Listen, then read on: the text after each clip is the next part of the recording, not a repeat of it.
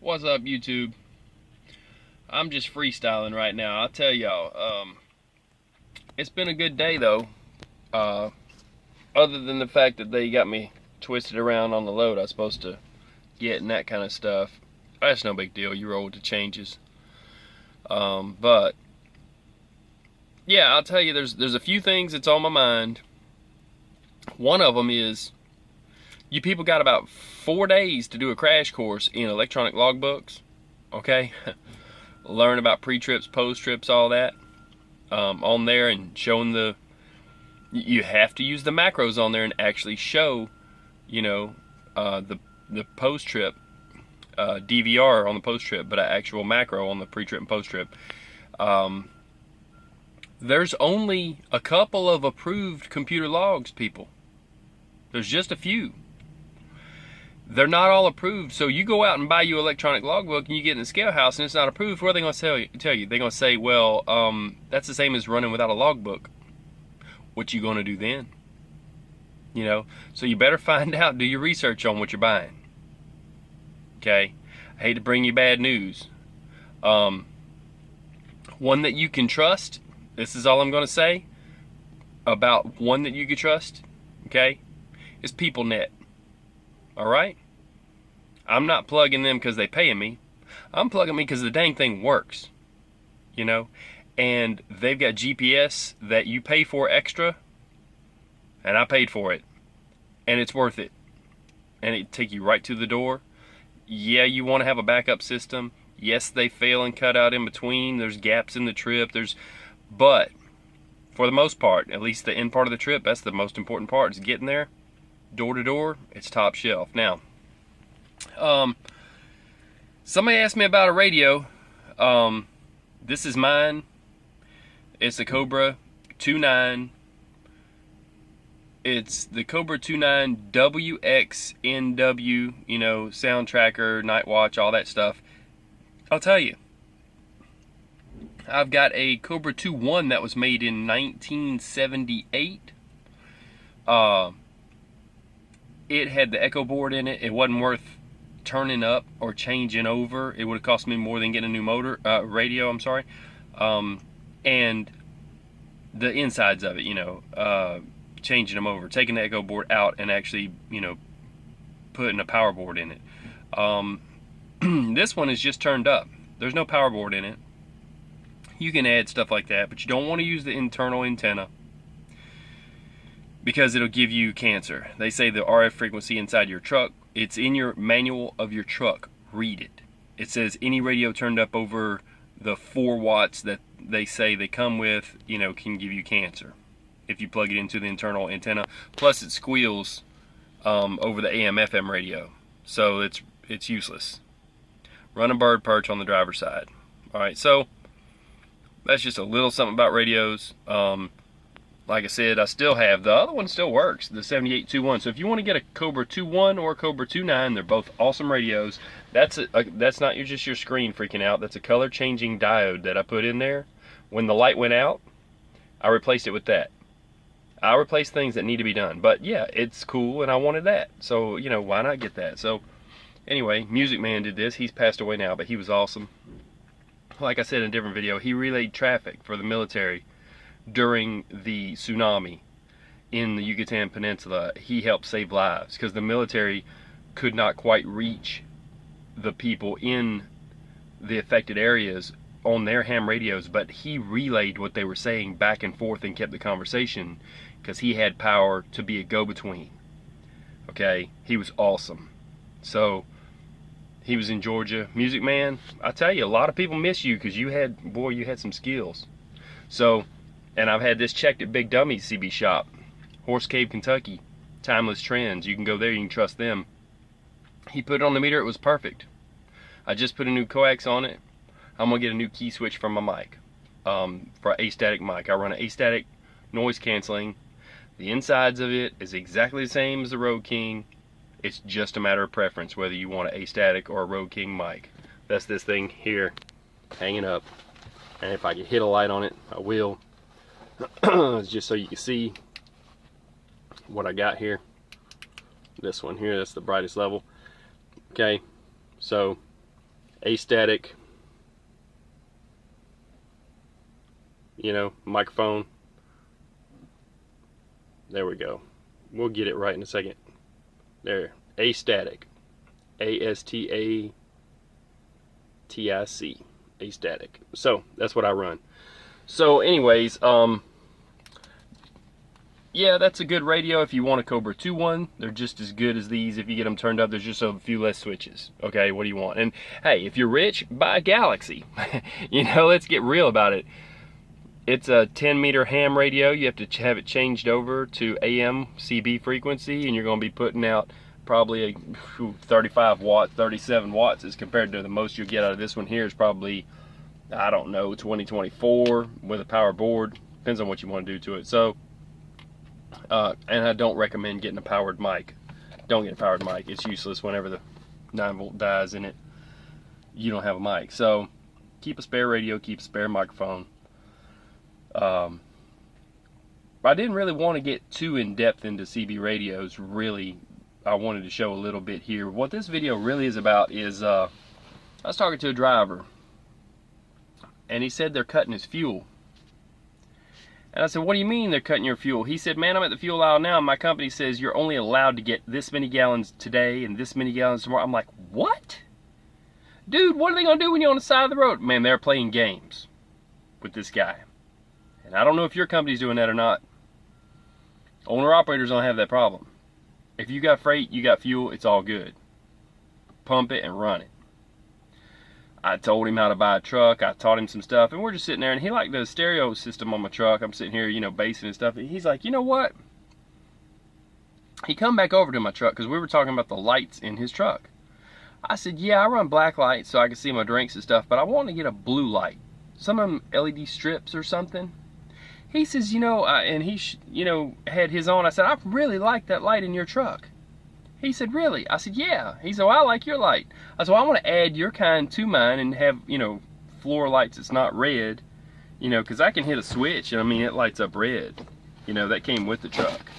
I mean, down here in the bottom, I could probably show that if I could hit the switch, the footwell. Let's see what we got here. Down here it's dark, and then need my switch on for power. And then it comes on, red light down here. You know, that's my footwell light. It comes on slow glow like the tops do. So anyways, point is, I told him, I said, yeah, I'm wanting to run red. I mean blue, I'm sorry, instead of the red. I want blue on the floorboard. He told me, he says, so you like mine? I said, yeah. He says, yeah, you can get it at the Petro for something like, I think he said they were like $19 or $9.99 or something like that. It was pretty inexpensive. I was like, oh, I'm gonna go there and get that then. I said, you know, I do want to do that. And so we're sitting there, and he liked my stereo system and stuff. He comes back before he left. Let me show you what he gave me. This man just gave it to me. I don't even have his name. Dude, you're awesome. I want to do the video showing you that it did work though. So I'm gonna have to hit some switches. I didn't want you people to get disoriented when I turn around. So I'm gonna turn around kind of slow, and I'm gonna kill this upper light up here. But I want to show you what this guy just gave to me. All right, so I'm coming around here, and I'm gonna have to kill this light, or you won't be able to see. All right. Of course, my cabinets, so you don't get disoriented or nothing. My condo. You see, I got my windows I got leather covers up there. So you can see as I turn around here. Now check out this light. This dude just gave it to me. And it was, the wires on it were like stripped, or cut on the end. I'm sorry, they were cut. There wasn't a plug. He's like, you got to get a plug for it. I'm like, dude, I don't care. That is, I will run that and like that. Now, I am going to get some under these cabinets down here, okay? And some strips under the front where the feet go, and then I'm thinking about putting something back here. I've seen on the back glass, if I put some plexiglass up, just some flat plexiglass across here, I've seen where they have a equalizer in the back of people's windows, in the back of their car, and when the radio hits, like the equalizer just dances. I thought about doing that on this back part back here, but This blue light, let me show you this thing. It's hard to tell.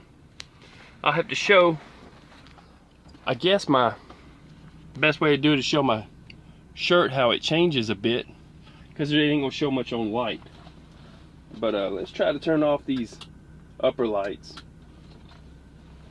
and show this. This is crazy. You see the lines? It like lets, you know, picks up on the camera, but it does glow. I mean, it glows enough so that maybe it would take a second and this camera don't pick it up, but my eyes can see all the way around the back. I've done turned you to the left. And then this is the cabinet over here, back where I was, you know, which my crock pot's under there. But yeah, but I'll show, like it shows my shirt pretty good. Let's see. There we go. You know, it's lit up. So it shows a good bit. And then back to the radio in the front. This whole thing is lit up. You just can't tell from the camera. The camera doesn't pick up low light all that well. So I really like this light, dude, and it did work, and we got it plugged up, you know, and it's lighting up stuff, and I don't know what to say except, man, I appreciate you. You're awesome, and I'll catch you on the road again. You know, I told you what I could about being owner operator. Get you a truck, get you a contract, and quit messing with these places. It's gonna cut your fuel. But dude, I like the light, and I just been meaning to get one, and I haven't. And it lets off a lot of light. It's, you know, it's supposed to be ambient, like you're not really supposed to see the bulbs. So I put it up high right here on this bar, and you can't see it going down the road. The exact light is way too high for anyone to see or it to bother them. It's just an ambient glow, and I don't see it unless I turn around and look like this. So the result is this. This is what everybody sees, and what I see is inside the truck. You know, the whole thing's lit up. You just can't tell because it's a blue light. But I like it. And dude, I appreciate you. And yeah, you know, that's just drivers helping drivers. I mean, you can't beat that. But I'm gonna come back down here for a second, and I'm gonna holler at you about the computer logs again, and see if I can get a, I'll just turn on my black light, like I said. You know, you're gonna realize with the computer logs that the DOT is going to probably be pretty finicky in the first however many weeks. They may be checking to see if yours is accepted. And to run a computer log, listen to me, people, you have to have a backup paper log in case it goes bad by law. You also have to have a piece of paper in there, most people laminate it, that's a cheat sheet that you hand to the DOT, and you show them how to work your computer log. So most of them will just say, you know, hey, can you kind of show me, you know, where your hours are at? But if you don't want to, they'll, you know, hey, they'll go in there. Now, this guy just got a ticket for not showing pre-trips and post-trips and all that stuff and using the macro. It was very hefty. We're talking in the thousands because there was so many instances just in a 7-day week. It's going to be worse than them scale tickets. I'm not being Chicken Little, the sky is falling. I'm telling you how it is. So before you go mess around and go broke, you better learn what's required.